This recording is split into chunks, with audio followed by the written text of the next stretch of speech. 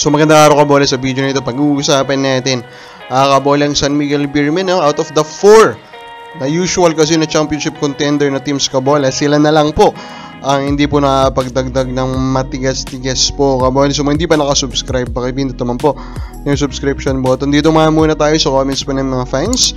Idol Inebra po ako, sabi ni Dread Sancon. Pa-shoutout po ako, Nestor Villa Flores from Victoria, Laguna. Shoutout sir. Of course, regular shout-outer natin, Ronald Berbusidad. Hello, sir. User MD8Q. Di naman 4 points ang problema, kundi yung lopsided trade. Of course, yan din po yung emphasize po natin, kabola. So, I totally agree. Noel F3913, hindi ang 4-point play na yan ang nagpapabalik ng sigla sa PBA. I totally agree, kabola. At hindi lang ikaw, napakadami pong fans, kabola, na ganyan din po ang opinion. Yung fans na mismo, yung pinapasigla mo, yung nagsasabi na hindi yan yung magpapasigla. Ano kayo na-expect ng PBA, ano ba? Napapasiglahin talaga ng 4-point play yung laruan or yung mga marami po ng fans na nanonood live. Malayo kasi yung tumira itong si RJ, sabi naman ni user R8.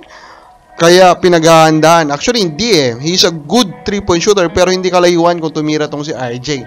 Doon natin umabot siya dun sa 27 feet kabola eh. Yung mga ganyan, konti lang naman talaga yung mga kumbaga talagang matatakot kapag tumira dun currently na nasa PBA. Konti lang eh, out of the top of my mind.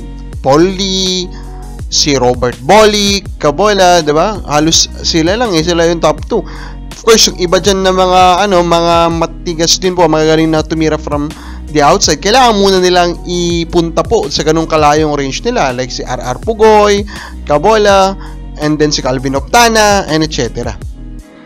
Now kabola, konting comment lang ako doon sa naging away po pero mukhang nagkaayos naman na ni Snow Badwa at saka nitong si Rico Meyerhopper. Napanood nyo ba yun, kabola? It centers around yung issue ni Gio Halalon, kabola, no?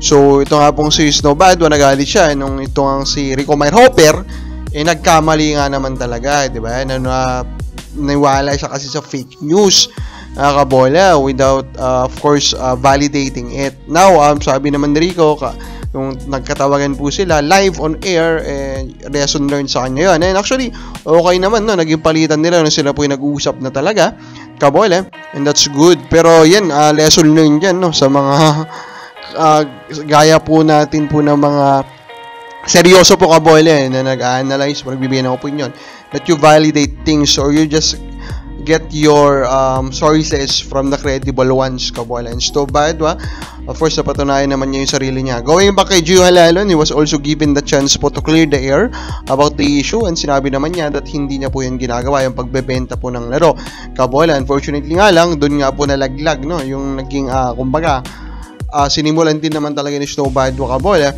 doon sa kanya pong recent po na episode, pero doon nalaglag yung idea, kabola. Yun yung kumbaga pinick up po ng mga pages, kabola. And of course, na-clear na yan.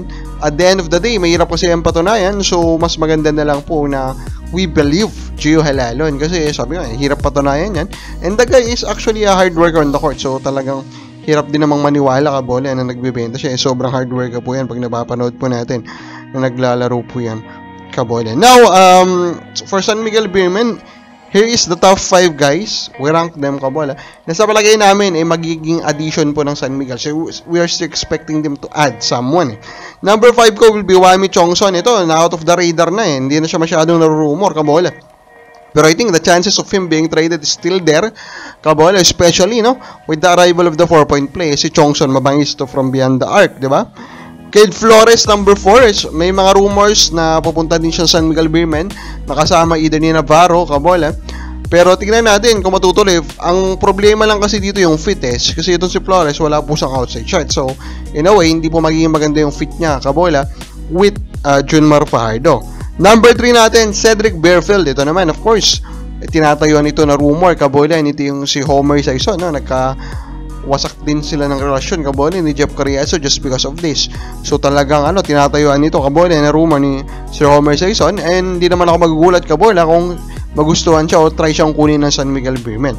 Number 2 natin, Arvin Tolentino. I think Arvin Tolentino sa mga San Miguel Beermen or San Miguel Corporation team, Magnolia and SMB or even Ginebra, kabola, they should target this guy kasi ang isa din sa mga players na pwede mag-take advantage talaga ng 4-point play. Especially po Cabola, yung kanya pong depensa na dala. The number 1 ko, Will Navarro. Ito kasi kay Snowbad magaling ito. Cabola is of course the number 1 source. Siya kumbaga yung pinaka-consistent niyang sinasabi na pupunta po ng San Miguel Beermen.